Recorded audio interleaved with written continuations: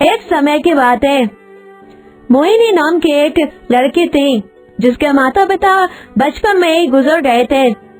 मोहिनी अपने मामा मामी के साथ रहती थी।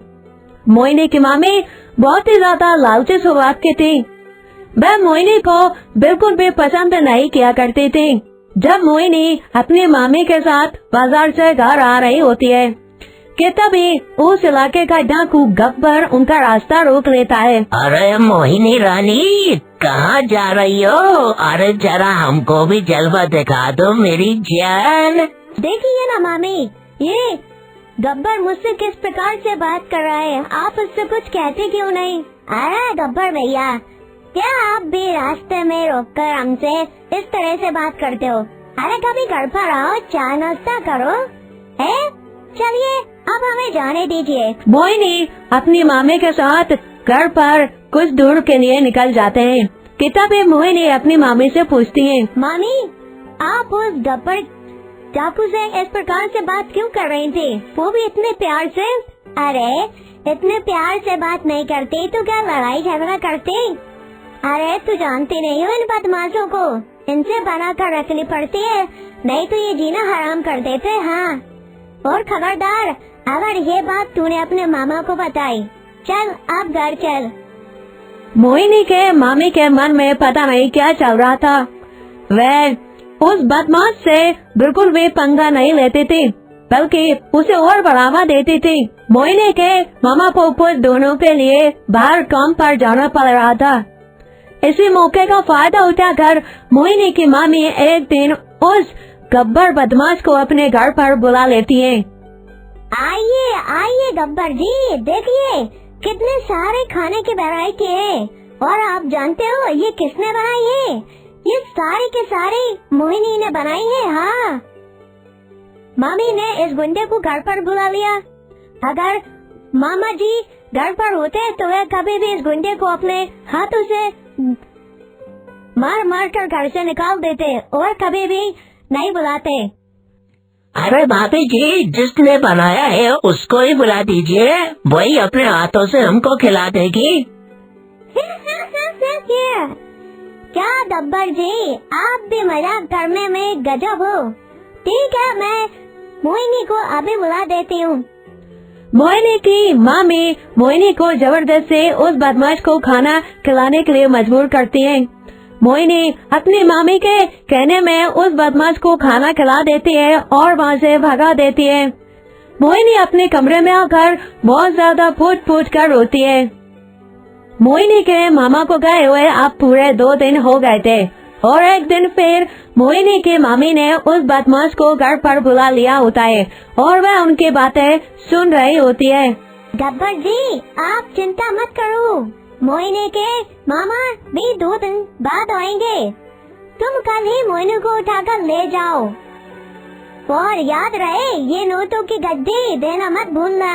उसके बाद तुम मोहिनी का जो मर्जी करो, उससे प्यार करो या उसे कहीं बेच दो, मुझे उससे कोई फर्क नहीं पड़ता, बस मुझे मेरे पूरे पैसे मिल जाने चाहिए।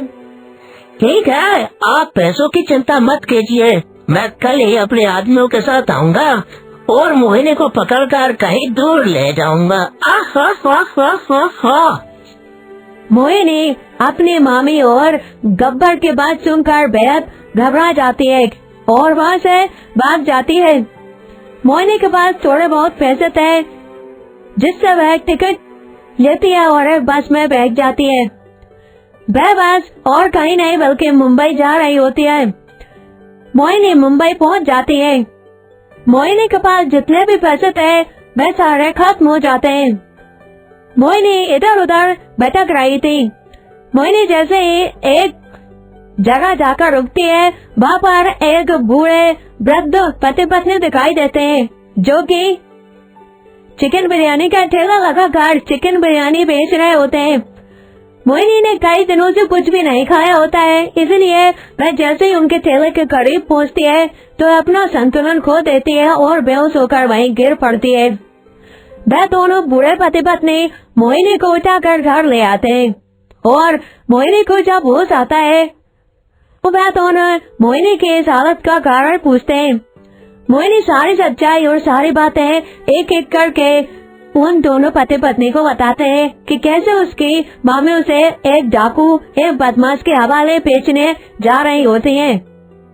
तभी वह बूढ़ा व्यक्ति कहता है, बेटे तुम चिंता मत करो, तुम यहाँ पर जब तक चाहो तब तक रह सकती हो, यहाँ तुम्हें कोई खतरा नहीं होगा। मोहिनी तभी से उन बूढ़े पति पत्नी के पास रहने लगती है और उनके चिकन बिरयानी के ठेले पे काम भी करने लगती है। मोहिनी उन दोनों बूढ़े पति पत्नी की बहुत मदद करती है। धीरे धीरे मोहिनी सारा काम सीख लेती है और मोहिनी चिकन बिरयानी बनाना भी सीख लेती है। अब उन दोनों बूढ़े पति पत्नियों को कुछ भी टेढ़े पार करने की जरूरत नहीं होती है, सारा काम मोहिनी खुद ही संभाल लेती है। बेटा जब से तुम हमारे पास आई हो हमारी तुमने बहुत मदद की है। ये बात सच है कि हमने तुम्हारी मदद की है, लेकिन ये भी सच है कि तुमने खाना बनाने और चिकन बिरयानी बेचने में हमारी बहुत मदद की है। जब से तुमने चिकन बिरयानी बनाना शुरू किया है तब से हमारे ग्राहक बहुत ज्यादा बढ़ गए हैं। आप कैसी बात कर रहे हो? आप भी तो मेरे माता पिता जैसे ही हो। आपने भी तो मुझे इतना सहारा दिया, बदले में अगर मैंने थोड़ा कर दिया तो क्या ही हो गया। ऐसे ही उनके दिन सुखी से बीत रहे होते हैं कि तभी एक दिन मोहिनी को एक चिट्ठी मिलती है जिस पर लिखा होता है कि उसके मामा की तबीयत बहुत ज्यादा खराब है और वह उससे फौरन मिलना चाहते हैं। दादाजी देखिए, ये चिट्ठी मुझे मिली है, इसमें लिखा है मेरे मामा की तबीयत बहुत खराब है, मुझे जाना होगा। बेटे मैं तुम्हें रोकूंगा तो नहीं, तुम जाओ और सब कुछ ठीक हो तो तुम वापस आ सकती हो। मोहिनी बस पकड़ती है और वापस अपने मामा मामी के घर पहुंच जाती है, लेकिन वह घर के बाहर इतनी ज्यादा भीड़ देखती है। लेकिन घर पहुंचते ही मोहिनी को पता चलता है कि उसके मामा की मौत हो गई है।